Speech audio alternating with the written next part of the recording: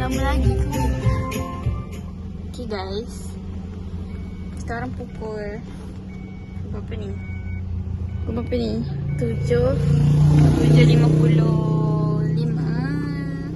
Macam piramid tu tu. Setelah 1.5 jam 2 jam Setelah 2 jam berjogging. Nak tunjuk keputusan macam tunjuk market exam kan. Jadi hasil tangkapan hari ini mengecewakan guys. flop. Kita orang dah tak boleh dapat A+. Maafkan saya cek tu. Memalukan golongan Putrajaya. Alamak, kamera okey ke? Hari ni kita orang dapat 6 kilo. Tapi average pace 14. Hari tu 7 kilo. Average pace average 7 8. Pace 8. So sebenarnya kita orang ikut track lain. Kita orang ikut track yang kat bawah Tasik. Yang 7 kilo hari tu kita orang ikut track ni, yang ikut bangunan kementerian yang straight.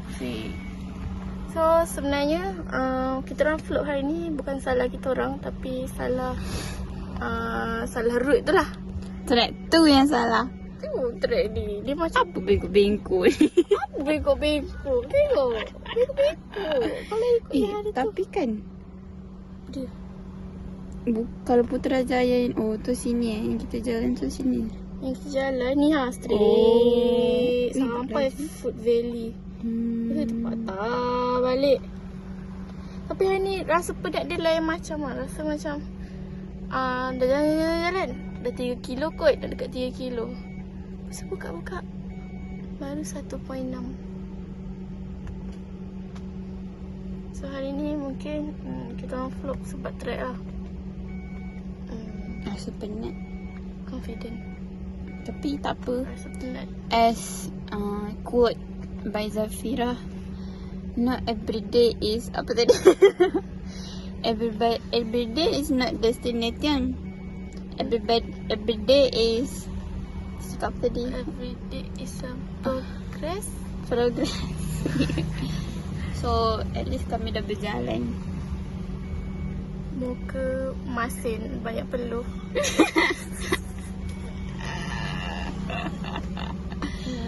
Okay guys, kami dah berpiadah, kami nak beribadah. Yeah. Ni Sekarang kita orang dekat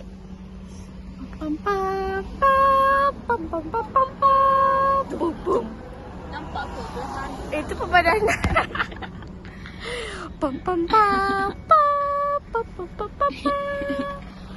Yes. Tu tak nampak apa semua. Nampak tu. Nampak ke arah tu. So selepas beriadah kita Ibadah. Alhamdulillah. Hari ni nisfu Sya'ban 13 Rejab. Bukan. 13 Februari. 13 Februari. Nisfu Sya'ban. So, lagi ada baca Yasin. Kami dah tetapkan niat kami. Lepas kami nak beribadah, kami nak beriadah. Salah je.